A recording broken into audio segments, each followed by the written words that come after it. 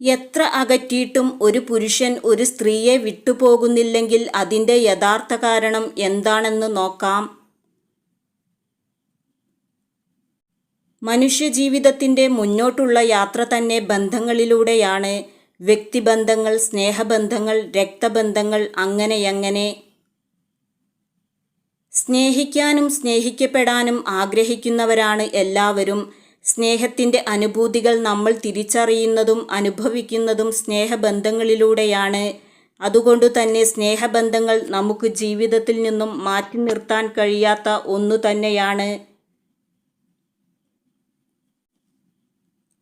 എന്നാൽ ചിലപ്പോഴെങ്കിലും ചില ബന്ധങ്ങൾ നല്ലതല്ലെന്നും അതു വേണ്ട എന്നും നമുക്ക് തോന്നാറുണ്ട്. അതിന് പല കാരണങ്ങളും ഉണ്ടാകാം. ഇത്തരത്തിലുള്ള ഒരു കാരണത്താലോ ഒന്നിൽ കൂടുതൽ കാരണത്താലോ ഒരാൾ മറ്റൊരാളെ അകറ്റി നിർത്താൻ ശ്രമിക്കുന്നു. ഇങ്ങനെ ഒരു സ്ത്രീ എത്ര അകറ്റിയിട്ടും ഒരു പുരുഷൻ ആ സ്ത്രീയെ വിട്ടുപോകുന്നില്ലെങ്കിൽ അതിന് പ്രധാനമായും 2 കാരണങ്ങൾ മാത്രമേ ലോകത്തുള്ളൂ. ഒന്നാമത്തെ കാരണം, ആ പുരുഷൻ ആ സ്ത്രീയെ വളരെ ആത്മാർത്ഥമായി സ്നേഹിക്കുന്നു. നിഷ്കളങ്കമായും ആത്മാർത്ഥമായും വളരെ ആഴത്തിലും ആ പുരുഷൻ ആ സ്ത്രീയെ സ്നേഹിക്കുന്നു. ആ സ്ത്രീയുടെ സ്നേഹവും സാമീപ്യവുമില്ലാതെ തനിക്ക് മുന്നോട്ടു പോകാൻ പറ്റില്ല എന്ന തിരിച്ചറിവിൽ നിന്നായിരിക്കാം അയാൾ ആ സ്ത്രീയെ വിട്ടുപോകാൻ മടിക്കുന്നത്. രണ്ടാമത്തെ കാരണം, എന്തെങ്കിലും ഒരു വ്യക്തമായ ലക്ഷ്യം ഉണ്ടായിരിക്കും. എത്ര അകറ്റിയിട്ടും ഒരു പുരുഷൻ വിട്ടുപോകുന്നില്ലെങ്കിൽ അയാൾക്ക് ആ സ്ത്രീയിൽ നിന്നും എന്തോ ഒരു ലക്ഷ്യം നേടിയെടുക്കാനുണ്ട് എന്നതു തന്നെയാണ്. അയാളുടേതായ ഒരു ലക്ഷ്യമോ ആഗ്രഹമോ ആകാം.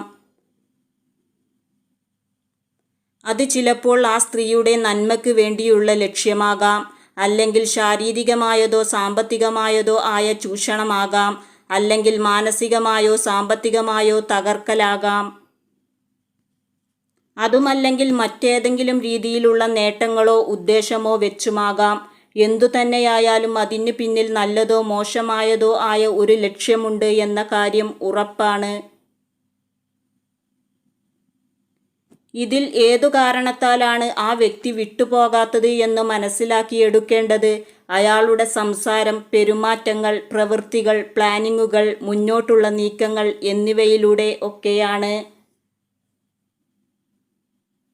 അത് മനസ്സിലാക്കിയെടുക്കാൻ സാധിക്കുകയാണെങ്കിൽ അതിനനുസരിച്ച് തീരുമാനമെടുക്കാനും മുന്നോട്ടു നീങ്ങാനും സ്ത്രീക്കും കഴിയും.